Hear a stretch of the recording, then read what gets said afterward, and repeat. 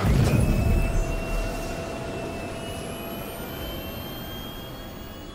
systems online. Salut à tous, c'est Schneider et on se retrouve pour un récap de la semaine sur Star Citizen. Première question du Calling All Devs de lundi pour Rob Reiniger. Pourra-t-on escalader les falaises ou se servir des propulseurs de notre combinaison en étant à pied? Malheureusement, c'est pas prévu et si ça se fait, ça sera pas avant longtemps. Seconde question toujours pour lui, le commerce de marchandises est une activité trop hasardeuse. Avant de se rendre à un endroit avec une cargaison, on ne sait pas si ça sera profitable de la vendre à cet endroit. Y aura-t-il un système permettant de se renseigner en direct et à grande échelle sur le prix d'achat et de vente des marchandises? Oui, et pour Rob Reiniger, concrètement, il aimerait intégrer ça à la Star Map pour que ça soit disponible pendant qu'on prépare des trajets dans l'espace. Question rapide ensuite pour John Crew, pourra-t-on changer de style de radar et passer du radar 2D au radar 3D? Alors non, mais grâce à la technologie Render to Texture, ils pourront générer un radar 3D et l'afficher sur un écran. Question suivante pour Jens Lind, est-ce qu'on pourra sortir dans l'espace depuis un vaisseau à pleine vitesse, garder la même vitesse que le vaisseau, et rejoindre un autre vaisseau qui irait aussi vite? Évidemment, c'est pas prévu, mais selon lui, c'est pas non plus impossible. Ça posera par contre beaucoup de problèmes techniques. Les propulseurs de la combinaison sont conçus pour aller à une vitesse maximum et pour décélérer, pour vous obliger à avoir une vitesse suffisamment sûre.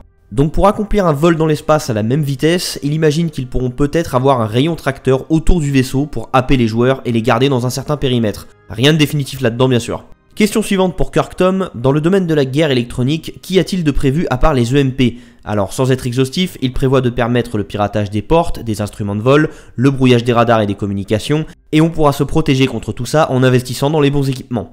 Question suivante toujours pour lui, qu'ont-ils fait pour améliorer les EMP? Il reconnaît qu'ils avaient réglé n'importe comment la quantité de dégâts de distorsion que l'EMP commettait, donc ils ont réduit ça. Ensuite, ils ont augmenté le temps de rechargement d'une EMP, durant lequel vous devrez en plus sacrifier un peu de puissance des boucliers et beaucoup sur les armes. Il croit se souvenir que ça prend quelque chose comme 3 minutes pour un rechargement total. Pour l'explosion, ils ont réduit sa puissance en fonction de la distance. À distance égale, vous n'impacterez pas un Aurora de la même façon qu'un Constellation. Donc ça sera vraiment qui tout double. Ou bien vous réussissez votre attaque surprise du premier coup et vous mettez la misère à votre adversaire, ou bien vous la ratez et votre adversaire saura exactement à quoi il a affaire. Et tout ça sera dispo dès la 3.1. Le lore post de mardi racontait la mésaventure de Umar, un pilote de Vulcan employé par une entreprise de dépannage. Durant une journée de travail, il a reçu un appel de détresse provenant d'un champ d'astéroïdes dans le système Cano. Il s'y est rendu et a trouvé le Reliant du pilote en détresse planqué derrière un astéroïde. Il appelait pour un réapprovisionnement de carburant, mais Umar a constaté que le vaisseau était plutôt endommagé. Il a proposé de le réparer, mais le pilote du Reliant a refusé. Par contre, il a demandé s'il pouvait monter à bord du Vulcan pour récupérer de l'eau. Umar a accepté et une fois à bord, le pilote du Reliant l'a menacé avec une arme. Umar s'est donc retrouvé attaché à son siège par son ravisseur en l'insultant de tous les noms et en l'accusant de participer à la méfiance généralisée qu'ont tous les gens qui mènent des missions de sauvetage. Le ravisseur lui a avoué qu'il lui rendrait son Vulcan une fois qu'il serait suffisamment loin car il fuyait quelqu'un. Pendant la discussion, une alerte est apparue sur les écrans du Vulcan. Un vaisseau dans les parages envoyait un appel de détresse pour cause de fuite de générateur d'énergie. C'est une panne très grave qui nécessite une intervention immédiate avant que les passagers meurent des radiations ou de l'explosion du vaisseau. Le ravisseur a évidemment coupé le son de l'alerte en déclarant qu'il en avait rien à secouer et qu'il n'était pas question de se rendre sur place. Umar l'a accusé d'être un assassin, que ce Vulcan était la seule chance de survie de ces pauvres gens et que vu la région d'où provenait l'appel de détresse, il n'y aurait certainement pas la moindre patrouille de police. Le ravisseur a finalement accepté de leur porter secours en avertissant Umar qu'il passerait par le sas au moindre geste ou mot de travers. La suite au prochain chapitre, mais en tout cas c'est déjà une bonne illustration de la menace qui pèsera sur tous les joueurs voulant jouer des métiers consistant à secourir les autres joueurs.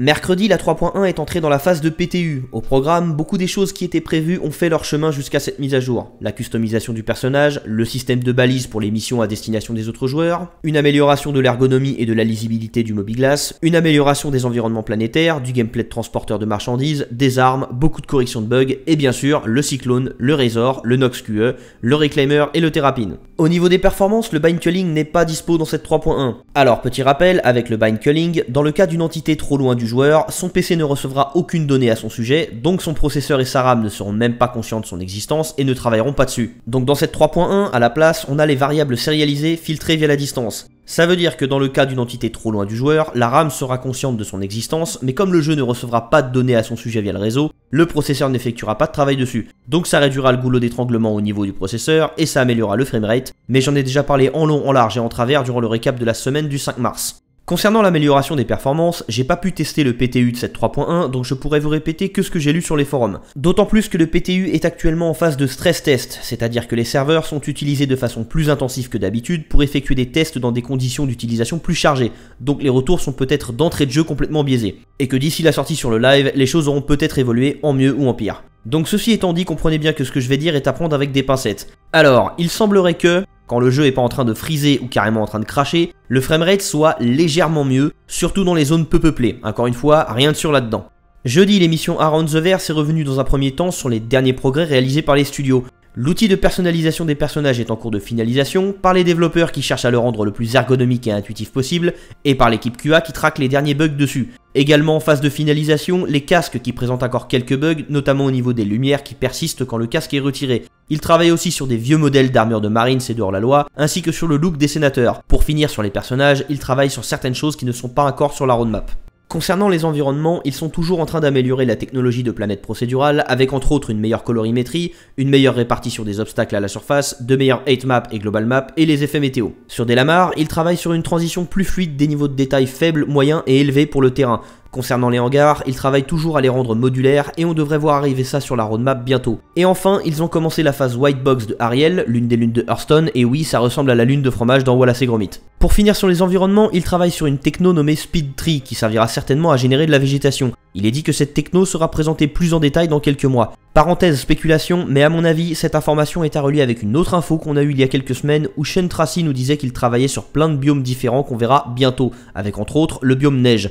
Un arbre qui tire autant la tronche alors que le biome de neige est en préparation, c'est je pense un indice de la présentation à la CitizenCon 2018 de la 4ème planète de Stanton, Microtech, que la terraformation ratée a plongé dans un climat polaire et qui se retrouve avec des arbres morts partout à sa surface. Côté gameplay, les développeurs continuent de travailler sur le service Beacon qui permettra aux joueurs de créer des missions à destination des autres joueurs. Vous pourrez demander une assistance au combat ou demander qu'on vous récupère et la notification sera envoyée à tous les joueurs à la ronde qui pourront accepter ou refuser la mission. Heureusement, la zone d'envoi et de détection de la notification pourra être réglée par les joueurs. L'équipe en charge de l'interface graphique continue de travailler sur le menu de sélection de l'équipement, sachant que certaines options sont exclusives à Star Marine. Côté vaisseau, ils peaufinent les 5 nouveaux vaisseaux de la 3.1 et c'est pareil pour leurs armes et pour les armes de poing. La seconde partie de l'émission traitait des différents progrès au niveau de l'ambiance sonore des vaisseaux et des environnements. Aucune nouvelle info durant cette séquence, mais vu que c'est quand même sympa à écouter et que c'est quand même un aspect non négligeable du jeu, je vais laisser quelques minutes de ce qu'ils ont présenté avec ce qu'il y a d'intéressant à dire en sous-titres évidemment. Je vous dis à plus tard. This is a rather subtle layer that sits in the background and plays counterpoint to some of the more energetic layers. So while those bigger more robust layers will kind of rise in pitch and volume when the ship is exerting itself, this one kind of falls in pitch and sounds a bit sort of thinner and less energetic. This rotation layer more specifically picks out the pitch, roll and yaw inputs.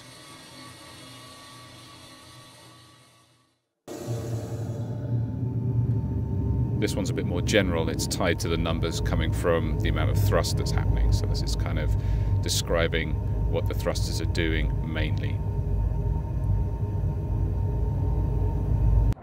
Then we have our surge layer, which is more momentary, and it picks out larger thrust events.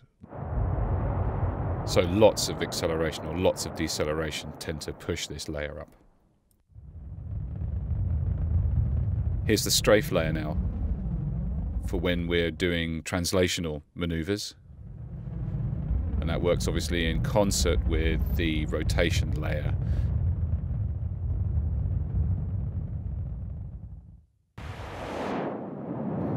This induction layer describes the energy of the thrusters, exciting resonant properties of the space frame, and this as a general concept is something we're looking to expand upon in Star Citizen much more in the future.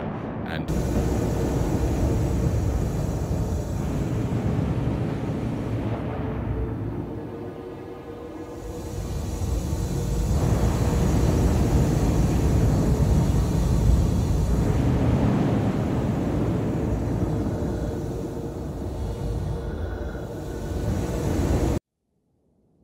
I wanted to convey the lack of energy of the place through its sound, so some of the rooms in the ship are very quiet, almost silent. But if you stand still and listen to what is happening in the environment around you, you will hear quite a few sonic details coming from specific parts of the derelict structure. I will now solo the ambiences and boost their volume. While I walk close to the walls, try to focus on each individual component of the environment and to listen to its parts creaking, rattling, groaning, buzzing, and so on.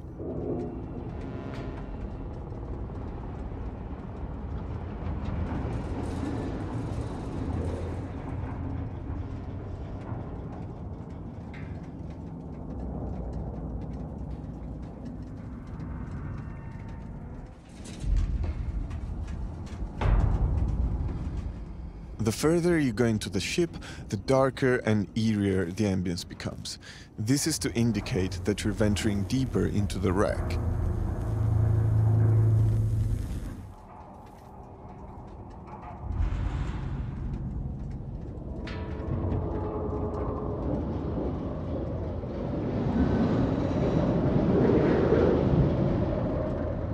With sound, you can guide the player through the level, so for example, emphasizing the wind when you're close to the exits is a very effective way of letting the players know they're nearing a way out.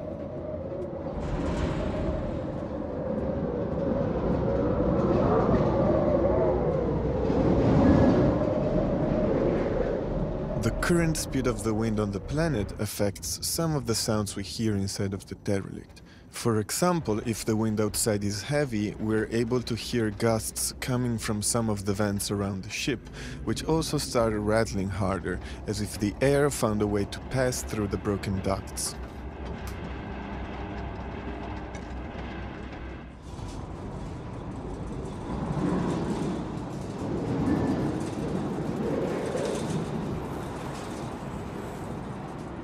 Thank you for listening.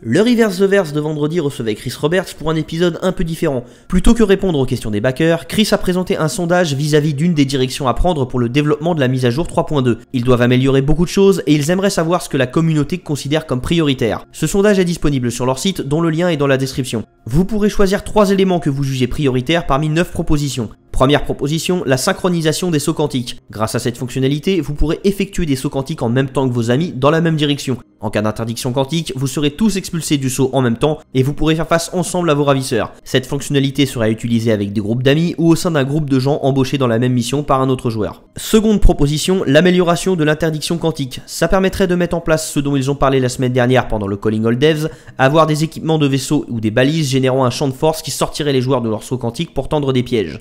Troisième proposition, une amélioration du service de balises pour permettre d'envoyer aux autres joueurs de nouveaux types de missions, d'appliquer des filtres aux différentes notifications reçues et une notation des autres joueurs. Les PNJ pourront aussi se servir de ce système pour porter assistance aux PNJ et aux autres joueurs. Quatrième proposition, une première version in-game des organisations de joueurs en fonction de leur activité. Une guilde de chasseurs de primes, de marchands, de réparateurs, de transporteurs, etc. Cinquième proposition, une amélioration du système de création de groupes de joueurs pour que vous et vos contacts puissiez être mis dans la même instance et que vous puissiez vous retrouver plus facilement. Sixième proposition, une amélioration du système de chat plus robuste et intuitif qui introduira les premiers éléments du Spectrum in-game.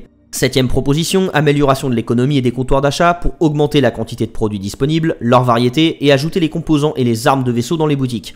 Huitième proposition, finaliser le système d'item 2.0 pour enfin avoir des composants qui pourront surchauffer et défaillir en fonction des types de dégâts reçus. Ça amènera aussi la possibilité d'upgrader des composants de vaisseau comme les générateurs d'énergie, les boucliers, les refroidisseurs, les radars, les systèmes de furtivité, etc.